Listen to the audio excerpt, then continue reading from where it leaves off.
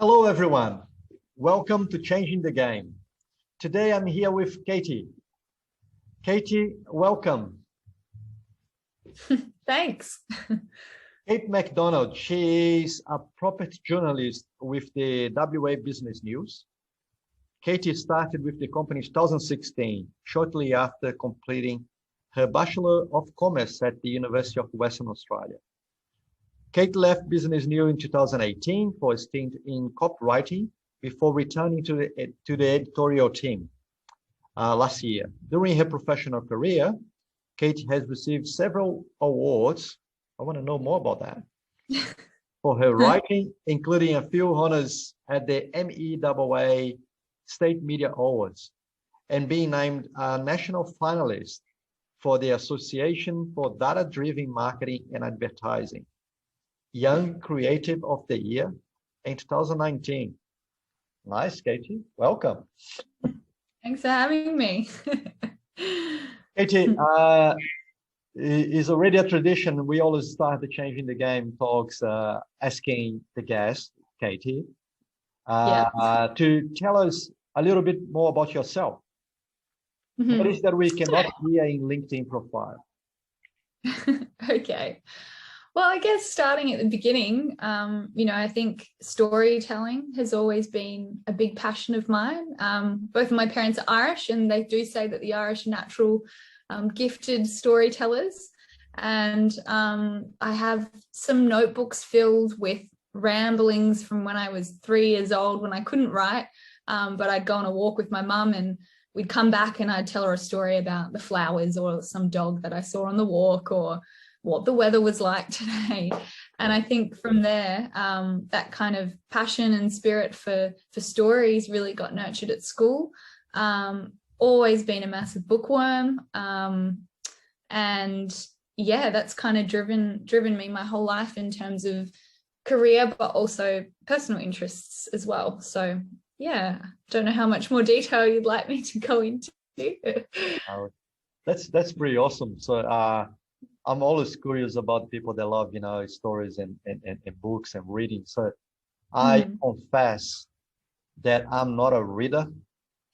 That might be one of the reasons why I'm enjoying the podcast, because I'm more like a talker. Trying to learn to tell stories through speaking, not writing. So nice. So you do have that sort of upbringing where you were nurturing those storytelling capabilities since the beginning. Yes. So I understood you. You were raised in UK.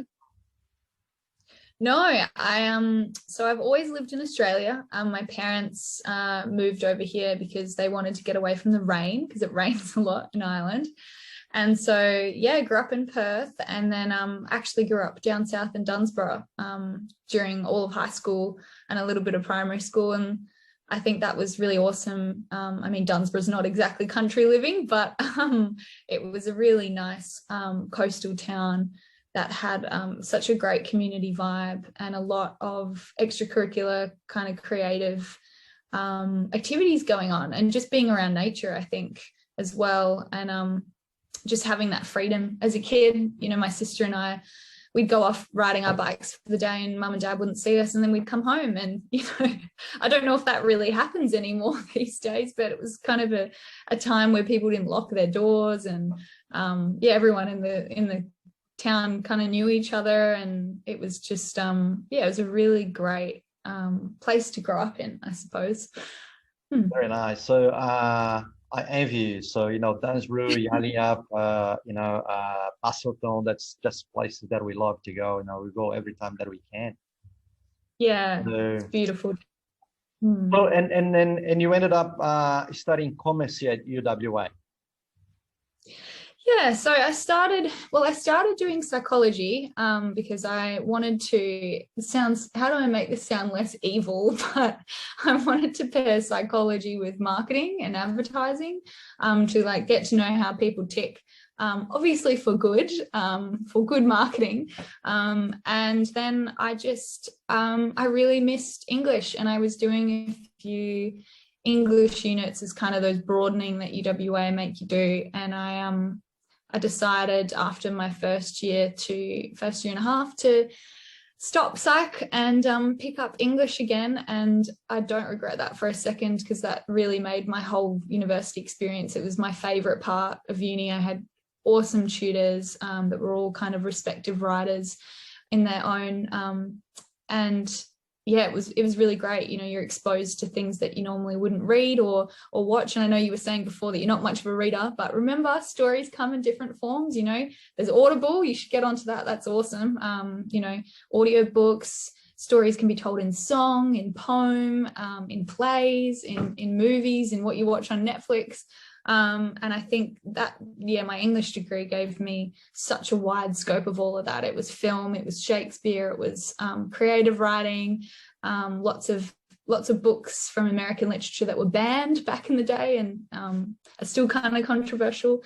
And so, yeah, I've really enjoyed bringing that into my commerce degree, because it kind of balanced out the creative with the kind of more serious. And yeah, and that was my degree.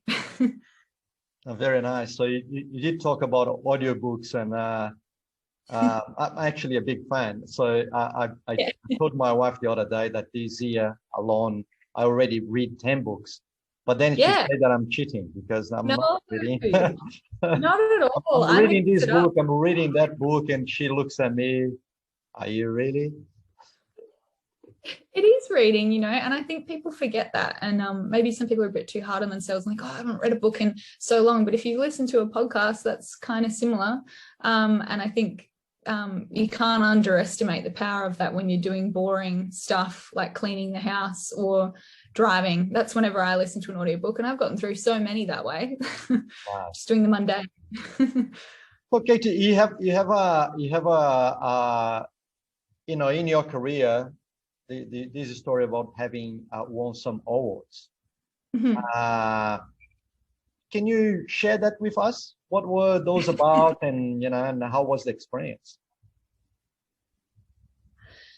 Yeah, so some of the State Media Awards, the credit really goes to my editor, David Turnock, for a lot of that, and Mark Beyer and Mark Pownell, who really nurtured my journalism skills.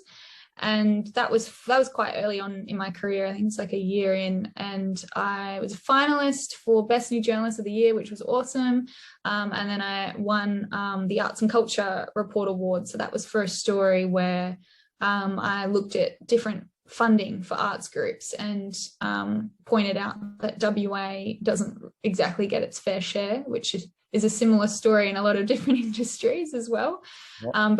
But particularly in the arts. And it was interesting because WA actually punches above its weight, like extremely, when it comes to the arts. Got a lot of creatives here that are doing stuff on a global stage that you just think of, like the likes of Tim Minchin, for example. You know, everyone knows him and he's very successful and he's from WA.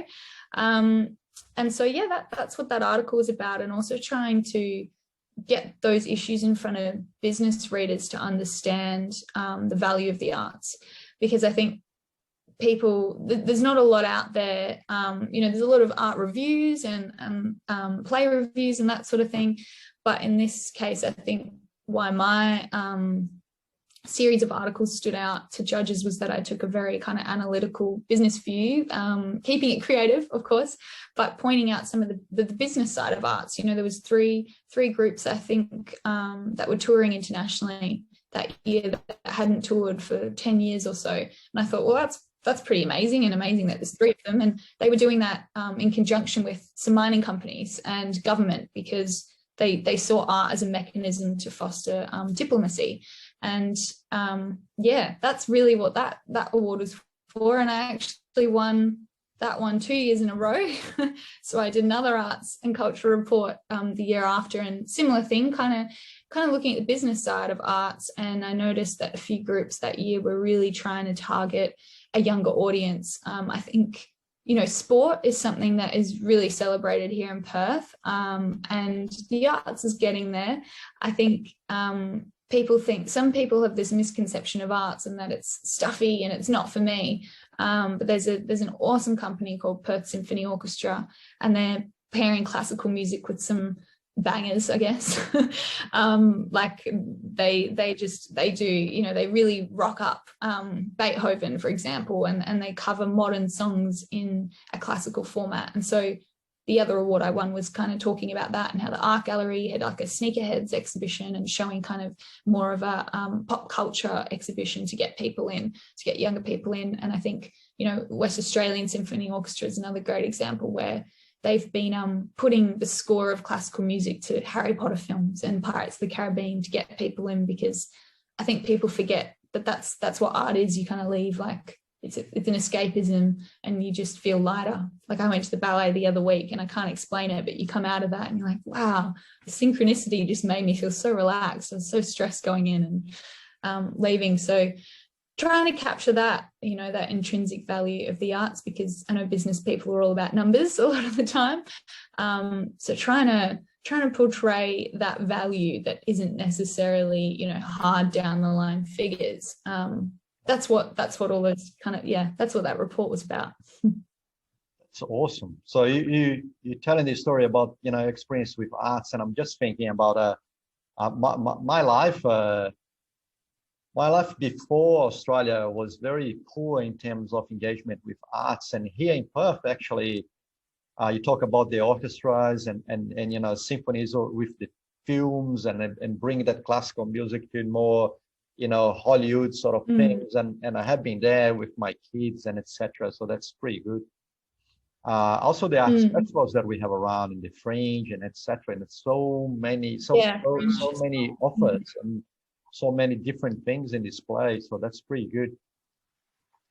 So I also heard you mention in the very beginning your story about how hard it is to actually to get those funding, or you know, to have the equity of the funding properly distributed, I guess, and get WA to have a fair share there. So it's a similar story that we have with the innovation ecosystem that I'm involved with. So because we try to facilitate the capital flow for startups to come along. And the story is very different when you compare WA with the East Coast states, or even when you compare with overseas. So yeah, we do need to raise the need for that capital flow to be more local. And there is one more thing that you mentioned that maybe relates to something else as well. The application of arts in business. I was talking with, it's actually one of the recent conversations we had with Changing the Game with a beautiful lady called Yola. Yola was telling me, because she has that sort of arts background and she is an artist, and she was employed by a union.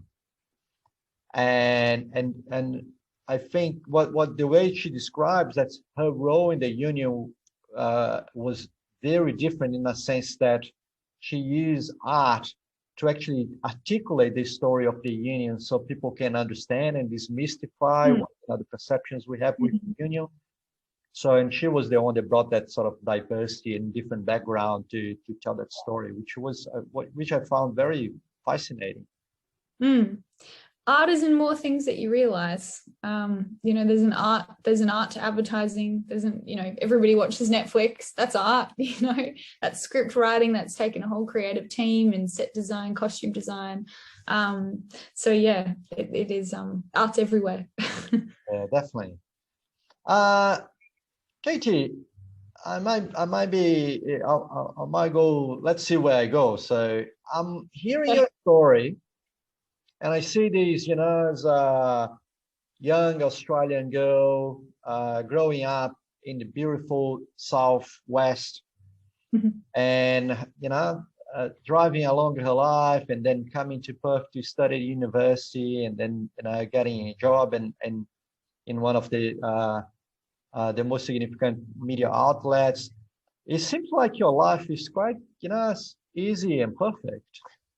No, definitely not.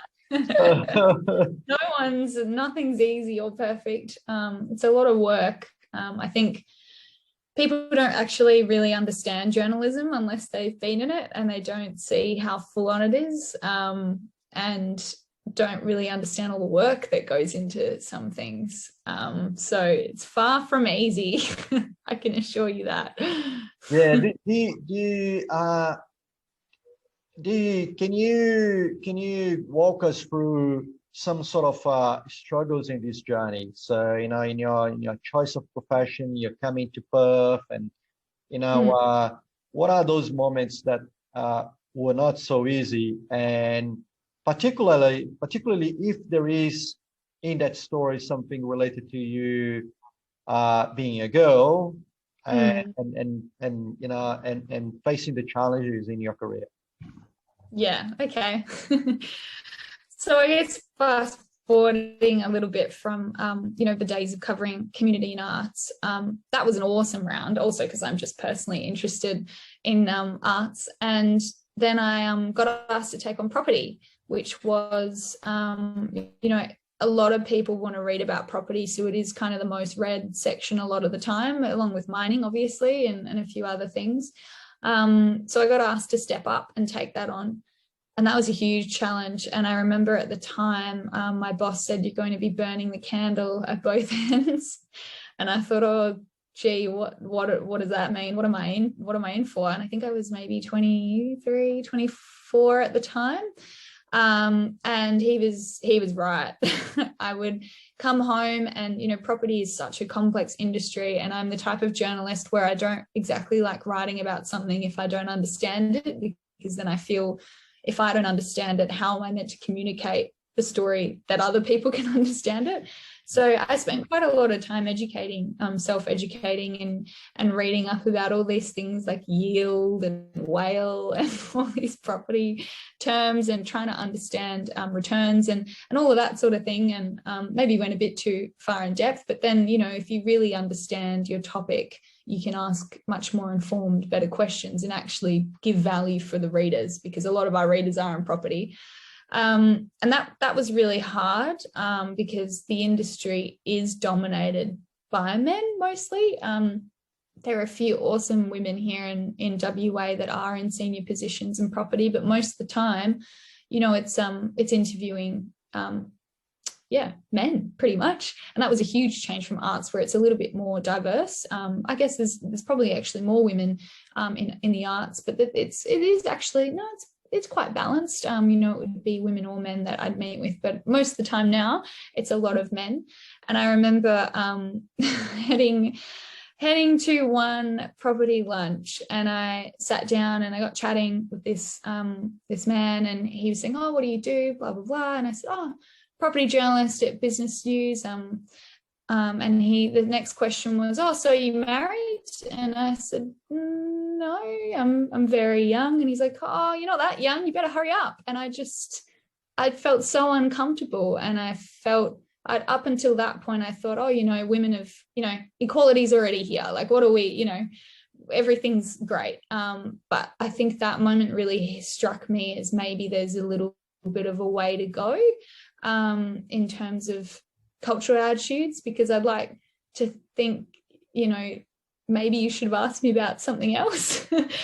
And I struggle to think whether a 25, 26-year-old man would have been asked the same thing.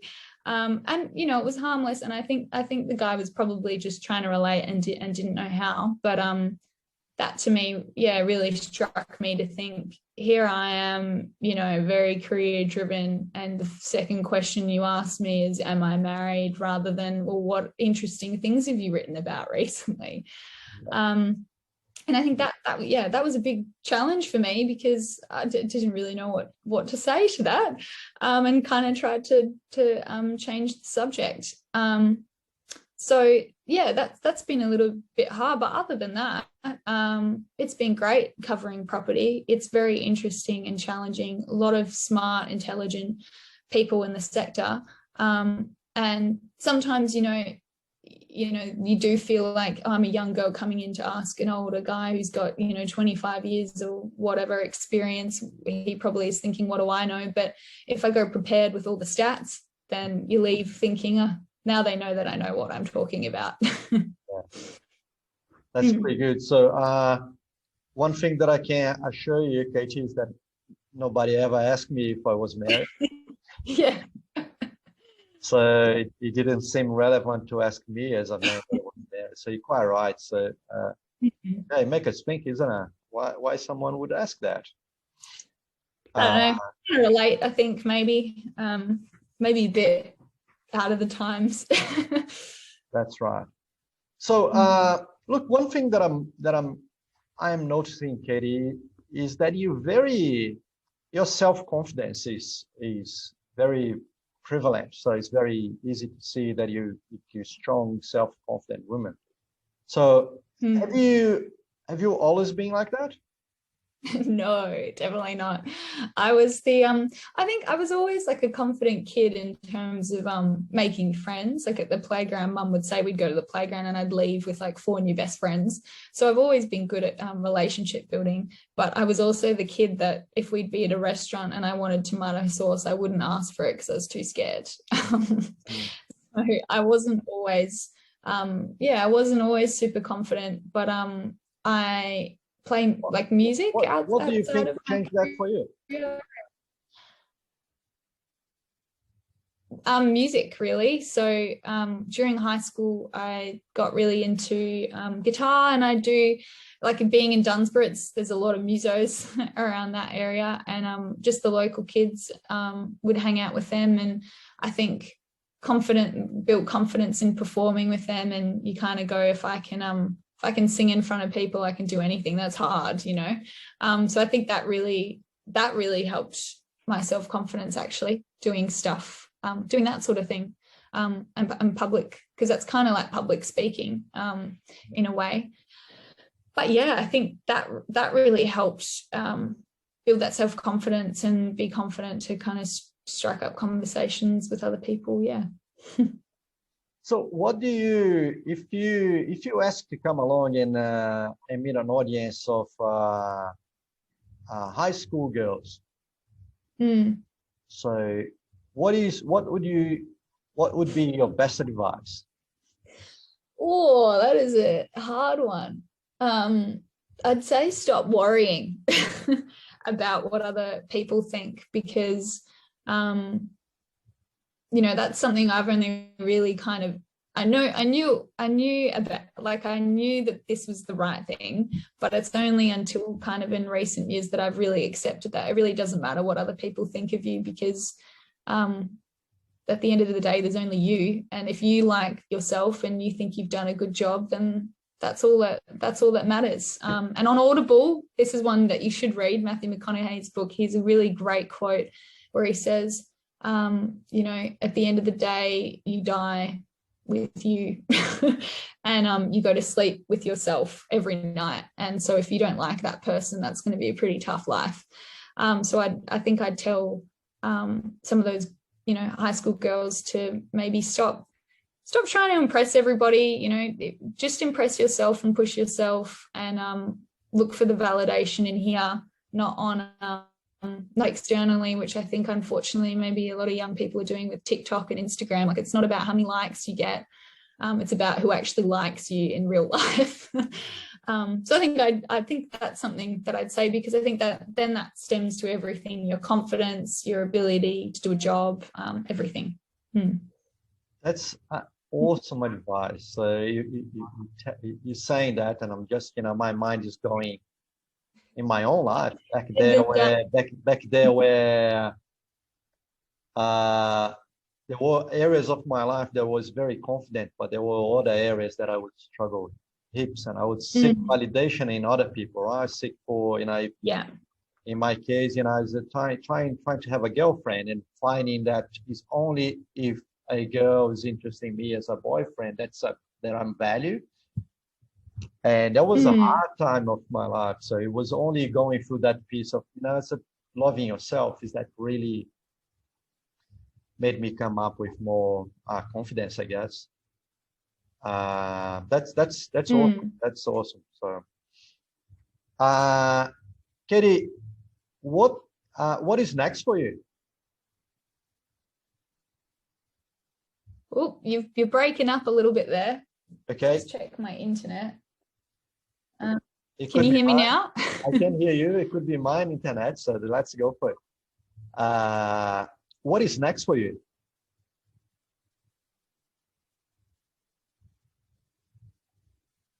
Oh, you are frozen on my screen. That's so good. We're dealing with technical problems. We all know that happen. So for me, at my end, it's still all good. So let me ask you again. So what's next for you, Katie? Oh, I got that bit. Sorry, you broke up a little bit there. Sorry about that. What did you say? What is next for you? Could you repeat it again? What is next for me? Like career-wise or just life-wise? Oh, be my guest. So I'm curious.